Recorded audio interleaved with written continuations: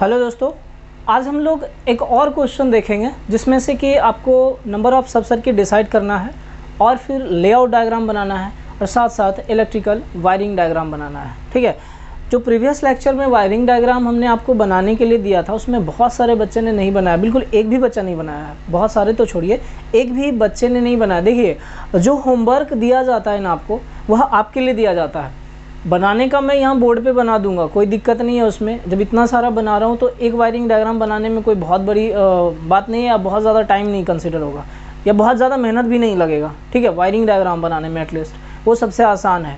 लेकिन अगर आप उसी चीज़ को बनाइएगा तो बनाने के बाद क्या होगा कि आपको समझ में आएगा कि कहाँ पे हम कैसा कनेक्शन करेंगे, किस प्रकार से हम सब सर्किट को मेन डिस्ट्रीब्यूशन बोर्ड में कनेक्ट करेंगे, या कहाँ पे सब डिस्ट्रीब्यूशन बोर्ड में कनेक्ट करना है, कैसे हम सब सर्किट का डिसाइड करेंगे। समझ रहे हैं, ये सब चीज़ आपका ही क्लियर होगा। जो भी कॉन्सेप्ट होगा छोटा छोटा वह आपका क्लियर होने लगेगा। पर जो बना देंगे, अगर मान लीजिए मैं बोर्ड पे बना दूं और बोर्ड पे बनाने का आप उसको उतार लीजिए, सिर्फ छाप लीजिए, छापने के बाद वह कॉपी में ही रहेगा, फिर आप पढ़ने के टाइम में जब आप पढ़ने लगोगे ना तो आपको समझ में नहीं आएगा। ठीक है, तो इसलिए मैं होमवर्क देता हूँ और होमवर्क बनाने के लिए आपको बोलता हूँ।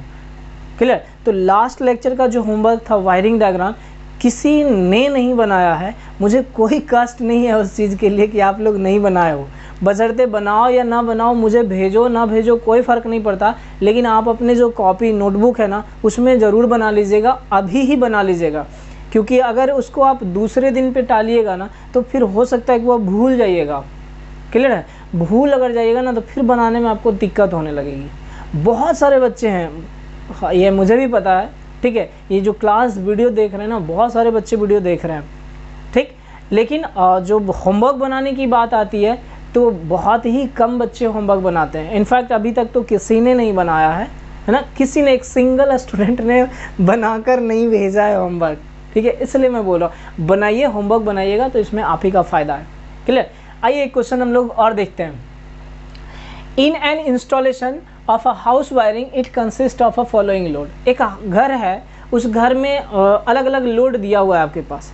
क्लियर, अलग अलग लोड दिया हुआ है और उस लोड के हिसाब से क्या करना है आपको, मतलब ये लोड दिया हुआ है, उस लोड के हिसाब से आपको नंबर ऑफ सब सर्किट डिसाइड करना है, मेन स्विच का रेटिंग क्या होगा, और फिर इलेक्ट्रिकल लेआउट डायग्राम बनाना है, साथ साथ में आपको इलेक्ट्रिकल वायरिंग डायग्राम बनाना है। देखिए, तो यहाँ पे क्या दिया हुआ है, लैंप है, 4 लैंप यूज़ किया हुआ है। ठीक है, यहाँ पे आपको अगर लिखना है तो ये क्वांटिटी कर लीजिए, होप सो आपको समझ में आएगा। इसको आप कर लीजिए कैपेसिटी और ये कर लीजिए पर्टिकुलर। तो 4 लैंप यूज़ किया हुआ है, एक लैंप का 60 वाट है। ठीक है, 60 वाट ईच कर दिया है। अब फिर दूसरा लैंप ही यूज़ किया है, उसमें से 3 लैंप यूज़ किया है जो कि 100 वाट का है। एक लैंप का कैपेसिटी कितना, 100 वाट। फ़ैन यूज़ किया हुआ है जो कि 4 फ़ैन यूज़ किए हैं और इसका कैपेसिटी कितना है, 60 वाट।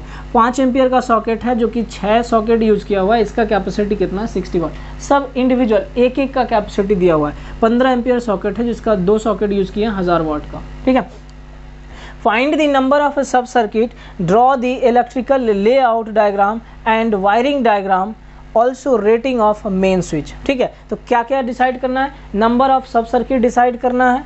ठीक है, नंबर ऑफ सब सर्किट को फाइंड करना है या डिसाइड करना है, कह लीजिए, फिर उसका इलेक्ट्रिकल लेआउट डायग्राम और साथ में वायरिंग डायग्राम, और फिर रेटिंग क्या है मेन स्विच का। क्लियर है, यहाँ तक तो कोई दिक्कत नहीं होनी चाहिए। अब आते हैं हम लोग, देखिए यहाँ पे क्या है कि कैलकुलेशन देखते हैं। तो आप लिख लीजिए यहाँ पे टोटल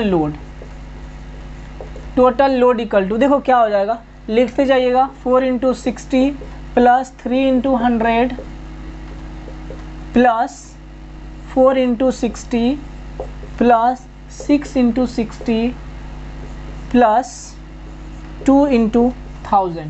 आपका टोटल कैपेसिटी क्या होगा, यही होगा। मिला लीजिए, 4 × 60 प्लस 3 × 100 प्लस 4 × 60 प्लस 6 × 60 प्लस 2 × 1000। ठीक है ना, ये आप इसको कर लीजिए। देखिए, इसको जोड़िएगा तो कितना हो जाएगा, जोड़ लीजिएगा,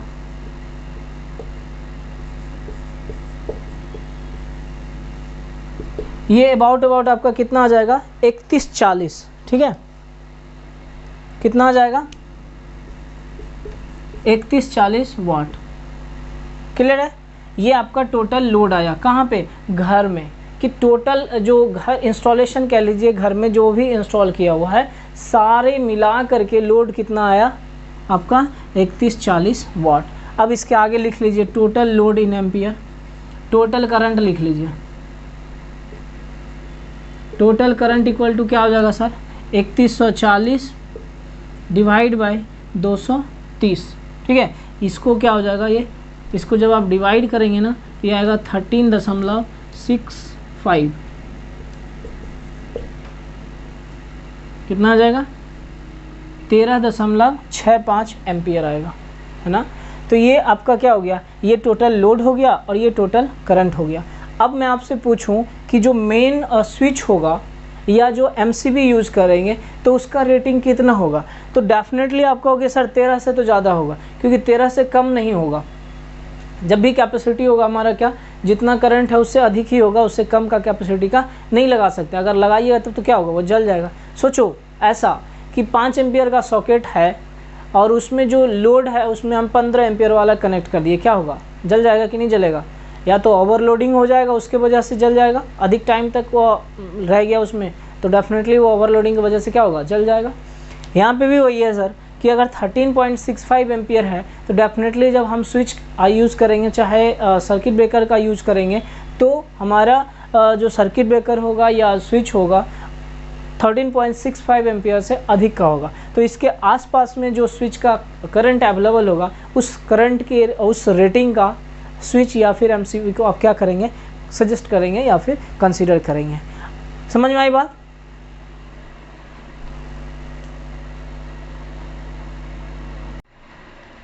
अब ध्यान दीजिए, हम लोग क्या करेंगे? सब सर्किट का डिसाइड करेंगे और किस प्रकार से सब सर्किट डिसाइड कर सकते हैं। देखिए इसमें से करंट जितना आया था आपका उस हिसाब से आप क्या करेंगे? 16 एम्पियर का एक करंट है, 13.25 अप्रॉक्स आपका करंट आ रहा था, तो उस हिसाब से आप एक ICDP स्विच लेते हैं या एमसीबी, जो आपको कंसीडर करना आप कर लीजिए, कोई दिक्कत नहीं है। ठीक है, जैसा आपके पास पैसा है वैसा आपके घर में इक्विपमेंट लगेगा। तो कितना 16 एम्पियर का स्विच हम लोग क्या करेंगे? सजेस्ट करेंगे या लगाएंगे। ठीक, अब हम लोग बात करते हैं नंबर ऑफ सब सर्किट का।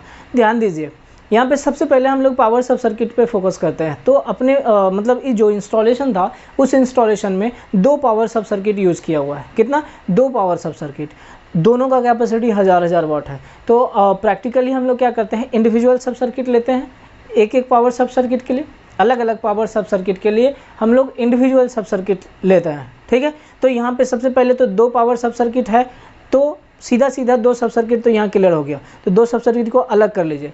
जब आप लोड कैलकुलेट किए थे, याद कीजिएगा जो आप लाइटिंग लोड का होगा तो सिर्फ लाइटिंग लोड का कैपेसिटी जो होगा वोल्टेज वो आपका हो गया होगा 1140। ठीक, कितना हो गया? 1140 वाट, मतलब 1140 वाट हो गया होगा। और जब आप टोटल नंबर ऑफ पॉइंट्स को काउंट करेंगे तो 17 पॉइंट्स हो गया होगा। तो यहाँ पे भी आप देखिए जो कंडीशन हमारा सब सर्किट डिसाइड करने का था या लाइटिंग सब सर्किट डिसाइड करने का था, उसमें क्या हो जाएगा कि टोटल कैपेसिटी जो है हमारा कितना होना चाहिए एक सब सर्किट का? 800 वाट। टोटल कैपेसिटी कितना होना चाहिए? 800 वाट। तो 8 और 8 1600 हो जाता है, तो वोल्टेज कैपेसिटी अपने पास कितना है? 1140 वाट। कितना? 1140 वाट। तो एक का होना चाहिए सब सर्किट का कितना? 800 वाट। तो 800 वाट से तो कहीं ज़्यादा है, 1140 है, तो 2 तो यहाँ पे हो जाएगा, फिक्स है कि 2 सब सर्किट होगा लाइटिंग के लिए। बात करते हैं हम लोग पॉइंट का, उसको भी आइडेंटिफाई कर ले, उसको भी आप देख लीजिए, चेक कर लीजिए, वेरीफाई कीजिए। टोटल पॉइंट्स आपका कितना होगा? 10, लेकिन यहाँ पे टोटल पॉइंट्स कितना है? 17। तो 17 है तो ये भी क्लियर है कि 2 सब सर्किट में आ जाएगा, 10 10 20। समझ में आई बात? तो फाइनली हम लोग क्या कर सकते हैं कि टोटल नंबर ऑफ सब सर्किट कितना होगा? 4। 2 हमारा लाइटिंग लोड के लिए और 2 हमारा पावर लोड के लिए, मतलब 2 पावर सब सर्किट और 2 लाइटिंग सब सर्किट। देखिए इसको फिर से एक बार। On the basis of current and ICDP, switch of 16 ampere 250 volt grade is suggested। Clear है? तो हम लोग क्या करते हैं कि ICDP स्विच लेते हैं जिसका रेटिंग कितना होगा? 16 एम्पियर और 250 वोल्ट। देखिए रेटिंग पे ज़्यादा आप मतलब कंफ्यूज मत होइएगा, इसके आसपास में जो रेटिंग अवेलेबल होगा आप उस रेटिंग को कंसीडर कर सकते हैं। ठीक, जो रेटिंग अवेलेबल होगा उस रेटिंग को आप कंसिडर कर सकते हैं। नेक्स्ट हम लोग बात करते हैं deciding the number of a सब circuit. Since power sub circuit is controlled by one individual sub circuit, so on the basis of a power load, we have two 15 ampere socket. क्या है कि हम लोग जो पावर सब circuit को decide करते हैं या उसके लिए जो सब सर्किट का डिसीजन होता है वो इंडिविजुअली सब सर्किट लगता है। किसके लिए? पावर सब सर्किट के लिए। तो यहाँ पे अपने पास कितना है? 2 पावर सब सर्किट है, ये 2 पावर सॉकेट है। सब सर्किट छोड़िए, 2 पावर सॉकेट है। अगर 2 पावर सॉकेट है तो हम उसको अगर इंडिविजुअल सब सर्किट से कंट्रोल करेंगे तो 2 सब सर्किट तो डेफिनेटली लगाना है। Therefore there will be 2 sub circuit used for power सब सर्किट। इसलिए इसका ये मतलब हो गया कि 2 सब सर्किट हम लोग किसके लिए यूज करेंगे? पावर सब सर्किट के लिए। नेक्स्ट देखिए हम लोग for lighting load we have 1140 watt. Lighting load के लिए हमारे पास जो कैपेसिटी, वोल्टेज कैपेसिटी हो जाएगा, कितना हो जाएगा? 1140 वाट। माइनस करके देख लीजिएगा टोटल आपका कितना आ रहा था, उसमें आप घटाइए 3140 वाट आ रहा था। अगर 2 सॉकेट है 2000 कैपेसिटी तो उसका हो गया, घटाइएगा तो कितना बच जाएगा? 1140 watt. And 17 points, so it will contain 2 sub circuit. इसलिए इसमें कितना होगा? 2 सब सर्किट होगा। फाइनली वी हैव 4 सब सर्किट। फाइनली अपने पास कितना होगा? 4 सब सर्किट होगा। समझ में आई बात? हाँ, तो अब हम लोग इसका देखते हैं लेआउट डायग्राम जो होगा, इलेक्ट्रिकल लेआउट डायग्राम, वो कैसे बनेगा, समझे। और फिर उसका कह लीजिए सिमेट्रिक डायग्राम आपको कहना है तो सिमेट्रिक डायग्राम भी कह लीजिए कि किस प्रकार से बनेगा। फिर उसका वायरिंग डायग्राम आपको खुद बनाना है। क्लियर? तो आप इसको पहले नोट कीजिए।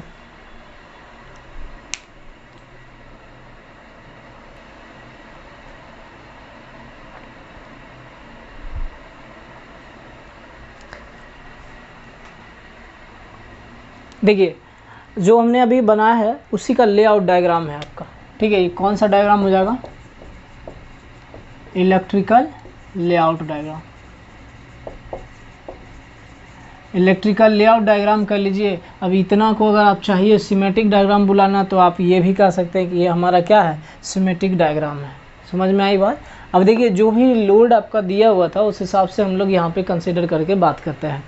देखिए जो भी लोड दिया था, 2 सॉकेट आपके पास था 15 एम्पियर का, 2 15 एम्पियर का सॉकेट था, ये तो आपको पता ही होगा। तो यहाँ पे आप सबसे पहले क्या कीजिए, सब सर्किट 3 और सब सर्किट 4 में हमने क्या किया? 15 एम्पियर का 2 सॉकेट को बना दिया।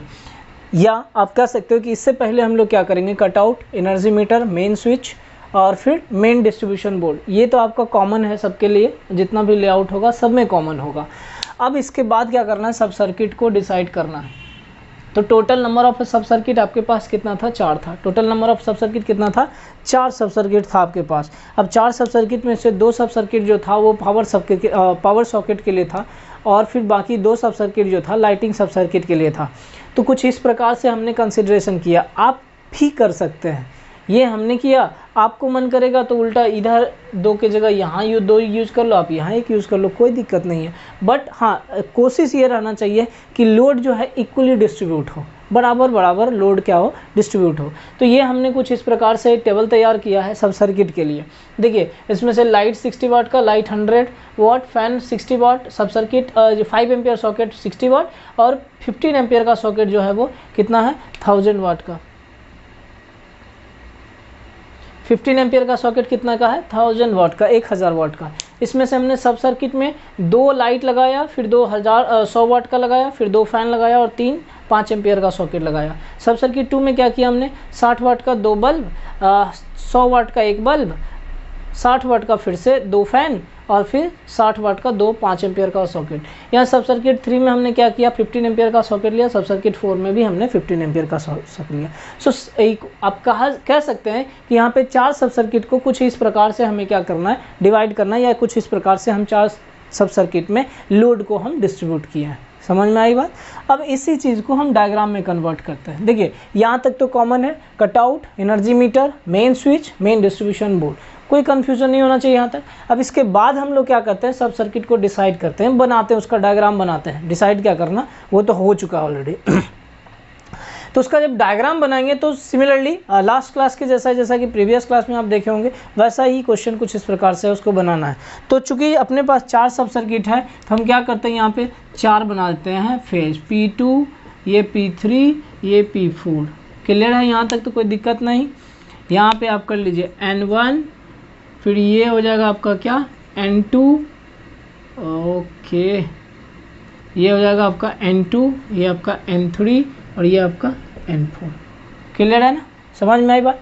वहाँ नहीं समझ में आप यहाँ पे लिख दीजिए, वो भी सही रहेगा।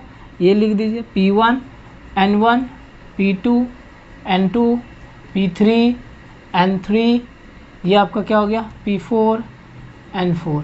क्लियर, यहाँ तक कोई दिक्कत? वही चीज़ याद कीजिए, लेआउट में जो मेन डिस्ट्रीब्यूशन बोर्ड से हम लोग अलग कर रहे थे वही काम यहाँ पे करना है। अब करना क्या, अब कुछ भी नहीं करना। ये क्या करना है, सब सर्किट 1 को हम देखते हैं, इसमें 4 लाइट लगा हुआ है, 2 फैन और 3। बस काम क्या करना है, यहाँ पे स्विच बना दिए हुए हैं ही ऑलरेडी, आप सबको स्विच बना दीजिए। बहुत अच्छा हो तो नेमिंग कर दीजिए, बिना नाम का अच्छा नहीं लगेगा। ये L4, L5, L6, L7, ठीक है, L7। क्लियर है? यहाँ F1, F2, यहाँ जाइए F3, F4, यहाँ ख़त्म हो गया। 4 ही है ना, 4 फैन यूज किया हुआ है ना, हाँ ठीक है। इसमें आ जाइए, ये S1, S2, S3, ये हो गया आपका S4, ये आपका S5, ये S6, ये S7, ये S8। कुछ इस तरह से आप इसको कर लीजिएगा, ठीक है।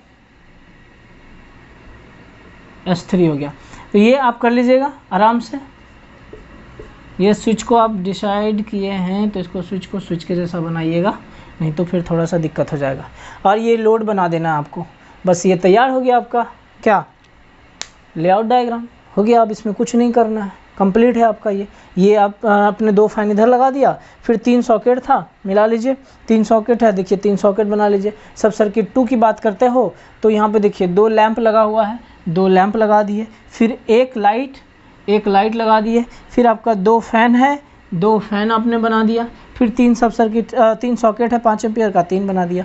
सब सर्किट 3 में एक, यहाँ पे देखिए एक 15 एम्पियर का सॉकेट है। सब सर्किट 4 में एक हमारा फिर से क्या है 15 एम्पियर का सॉकेट। तो ये हमारा क्या हुआ, लेआउट डायग्राम तैयार हो गया। समझ गए बात को? आपके लिए होमवर्क, इसी का आपको वायरिंग डायग्राम बनाना है। क्या बनाना है, वायरिंग डायग्राम। आराम से बनाइएगा, बन जाएगा, ऐसा नहीं है कि नहीं बनेगा। बट हाँ, इंक्लूड कर लीजिएगा वहाँ पे एनर्जी मीटर को भी इंक्लूड कर लीजिएगा और मेन डिस्ट्रीब्यूशन बोर्ड को भी इंक्लूड कर लीजिएगा। समझे बात को?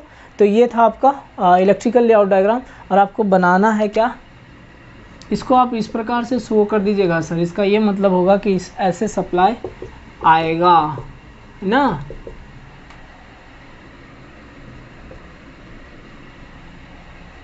ठीक है ना?